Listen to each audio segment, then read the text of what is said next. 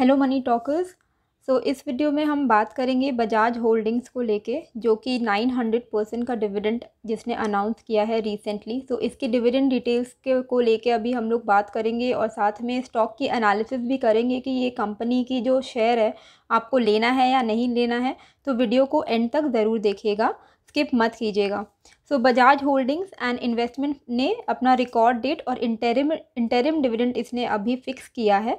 इसी को लेके हम लोग आगे डिटेल्स को डिस्कस करेंगे। जो इसने अपना जो रिकॉर्ड डेट सेट किया है वो है 29 सितंबर 2021।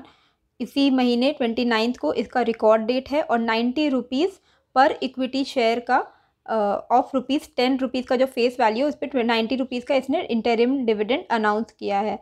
उस हिसाब से ये होता है आपका 900%। कैसे? जो डिविडेंड अमाउंट होता है उसको जब आप फेस वैल्यू से डिवाइड करते हो और 100 से मल्टीप्लाई करते हो तो कितना आता है? 900%। और जो डिविडेंड होती है वो हमेशा फेस वैल्यू पे कैलकुलेट होती है परसेंटेज वाइज। ओके। और जो डिविडेंड जिन लोगों को मिलेगी, जो भी एलिजिबल शेयर होल्डर्स होंगे, उनको 11 अक्टूबर तक क्रेडिट हो जाएगी ये अमाउंट। डिविडेंड अनाउंसमेंट के बाद अगर आप देखोगे कि आज शेयर में बहुत अच्छी खासी मूवमेंट दिखी। 4800 का इसने हाई दिया आज। प्रीवियस इसकी जो क्लोजिंग थी वो 4398 की थी, लेकिन डिविडेंड क्योंकि अनाउंस हुआ तो इसीलिए इसमें आज जो हाई है वो 4800 का दिखा। अभी मैं आपको कैलेंडर में समझाती हूँ कि आप कब लोगे तो आप एलिजिबल होगे, और जो भी एग्जिस्टिंग शेयर होल्डर्स हैं वो भी इसको थोड़ा ध्यान से देखें। 28 को रिकॉर्ड डेट, 29 को इसका रिकॉर्ड डेट है विच इज़ वेडनेसडे। इस दिन कोई फ़ायदा नहीं है। इस दिन का महत्व बस इतना ही है कि इस दिन कंपनी के बुक ऑफ रिकॉर्ड्स में आपका नाम रहना चाहिए। रिकॉर्ड डे से एक वर्किंग डे, एक बिजनेस डे पहले होता है ex record date. Ex record date है 28 सितंबर। इस दिन भी आपको शेयर लेके कोई फ़ायदा नहीं होगा।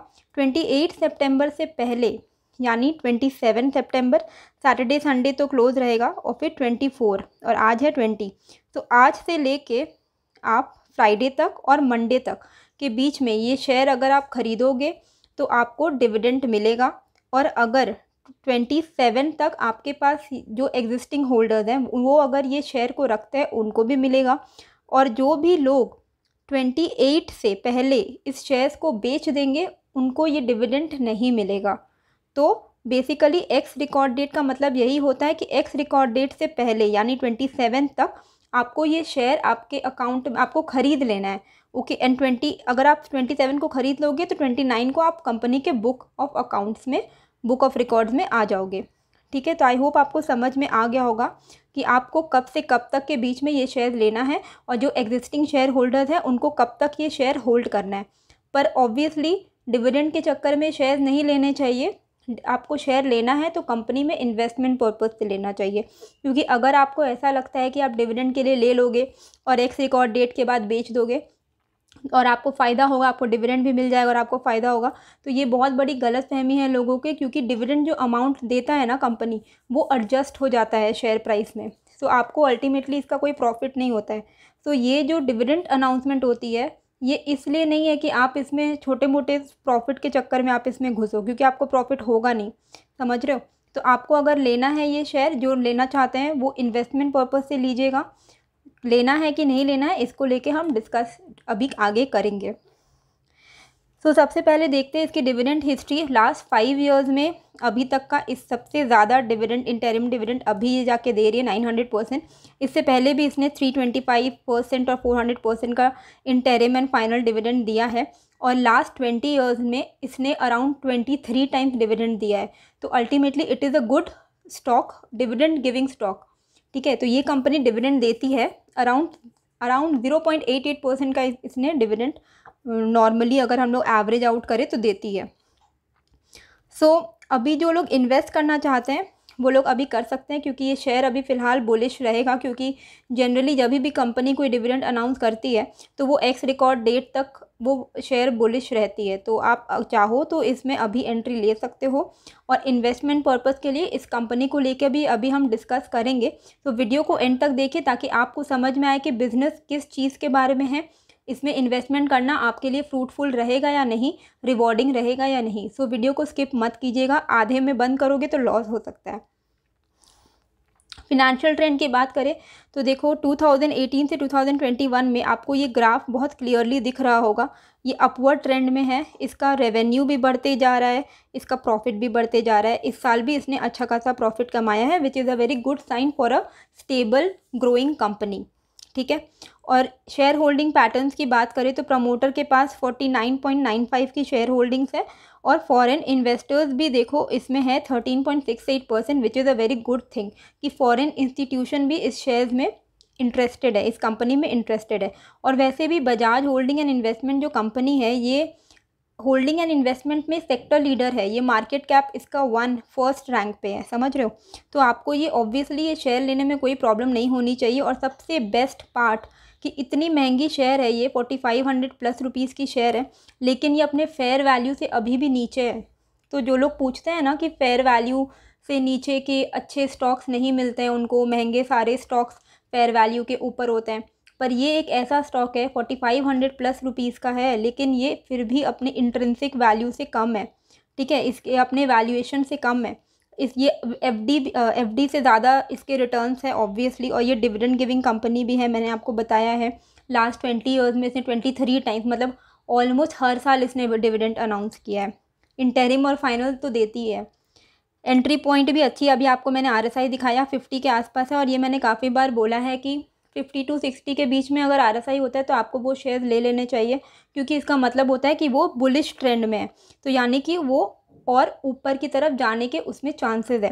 और एनीवे क्योंकि ये एक बहुत अच्छी कंपनी है, ये सेक्टर लीडर है, मार्केट कैप इसका 1 है, और प्लस सबसे बेस्ट पार्ट है कि इंट्रिंसिक वैल्यू से कम में है, वैल्यूएशन से अपने कम में है। तो आपको ऑब्वियसली इस ग्रोइंग कंपनी में इन्वेस्ट करना चाहिए, क्योंकि फ्यूचर में ये आपके लिए बहुत बेनिफिशियल होगी।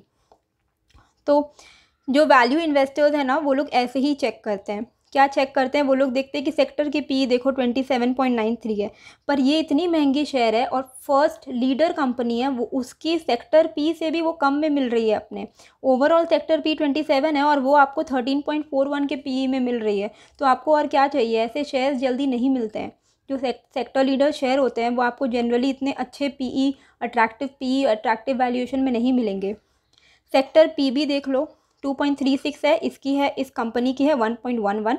जनरली जो वैल्यू इन्वेस्टर्स होते हैं वो 3 से नीचे अगर पीबी रेशियो होता है तो वो उसमें इन्वेस्ट करते हैं, क्योंकि इसका मतलब होता है अगर आप 3 से नीचे अगर कोई कंपनी का पीबी है और वो गुड क्वालिटी कंपनी है तो समझो कि वो एक अंडर वैल्यूड स्टॉक है। और मैं हमेशा से यही बोलती हूँ कि गुड क्वालिटी कंपनी में आपको इन्वेस्ट तो करना है, पर आपको ये भी ज़रूर देखना है कि वो वैल्यूएशन वाइज कैसी है, ओवर वैल्यूड है कि अंडर वैल्यूड है।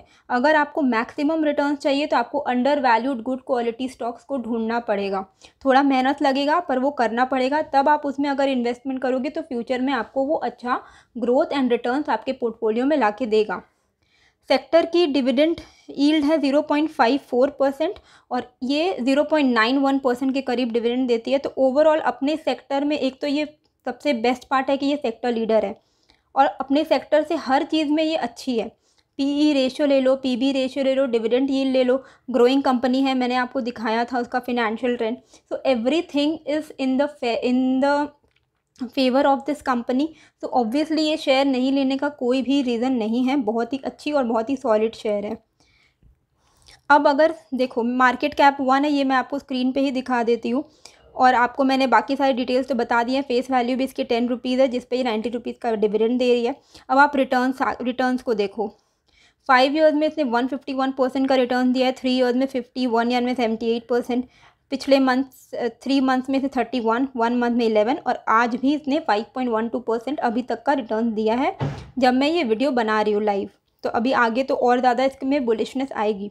सो एनीवे इसमें अभी चांसेस नहीं है कि ये गिरेगी कंपनी, क्योंकि ये अंडर वैल्यूड स्टॉक है। अगर आप अंडर वैल्यूड कंपनी में, सेक्टर लीडर है, अंडर वैल्यूड कंपनी है, ग्रोइंग है, तो इसका मतलब है कि आपको बहुत अच्छे प्राइस पे वो चीज़ मिल रहा है। ठीक है, और ये भी मैं बोलती हूँ कि आप सस्ते और महंगे को मत देखा करो। कितने बार ऐसा होता है कि 100 रुपये का शेयर है तो आपको लगता होगा कि अरे ये बहुत सस्ता शेयर है, पर एक्चुअली वो अपने वैल्यूएशन के हिसाब से बहुत महंगा है। ठीक है, उसका हो सकता है उसकी वैल्यूएशन हो 50 रुपये की, पर वो आपको डबल रेट पे मिल रहा है। तो आपको सस्ता और महंगा नहीं देखना है। और यही 4500 की शेयर है, पर ये इसकी वैल्यूएशन से काफ़ी कम है। तो आपको इस शेयर में इन्वेस्ट करना चाहिए rather than investing in 100 rupees. So आपको ये नहीं देखना है कि अमाउंट वाइज कौन सा सस्ता है, आपको वैल्यू इन्वेस्टिंग करना है तो आपको वैल्यूएशन के हिसाब से चीज़ देखना है। क्योंकि अगर आप प्याज देखो, प्याज आपको 1 किलो मिलेगा 20 रुपये में। आप सोने का अगर आप दाम देखोगे तो वो 50,000 होता है। तो आप उस कंपेयर नहीं कर सकते हो, है ना। तो आपको कंपनी को के वैल्यूएशन के साथ अपने स्टॉक को कंपेयर करना है, ठीक है। तो बेसिकली कंपनी में कुछ भी ख़राब नहीं है, आप आराम से स्टॉक को लो, इसमें कोई चिंता करने वाली बात नहीं है। और कमेंट और लाइक करके बताना मुझे कि आपको ये वीडियो में क्या सीखने को मिला, अच्छा लगा वीडियो, नहीं लगा। और नेक्स्ट आप वीडियो किस टॉपिक पे चाहते हो वो भी मुझे कमेंट करके ज़रूर बताना। और नए हो चैनल में तो सब्सक्राइब कर देना। और एक्स डिविडेंड और रिकॉर्ड डेट का फंडा मैंने आपको समझा दिया है। जो भी एग्जिस्टिंग शेयर होल्डर्स हैं वो इसको होल्ड करके चले, और जो एंट्री करना चाहते हैं वो अभी भी एंटर कर सकते हैं, इसमें कोई ऐसी प्रॉब्लम नहीं है। अंडर वैल्यूड स्टॉक है तो आप कभी भी लो, आपको ये लॉन्ग टर्म में अच्छी प्रॉफिट दे के जाएगी। पर एक चीज़ बस इतना याद रखना कि इसको अक्यूमुलेट करते रहना, हर डिप में आप इसको अक्यूमुलेट करना, ओके, SIP स्टॉक की तरह। मिलते हैं फिर एक नए वीडियो के साथ। Thank you.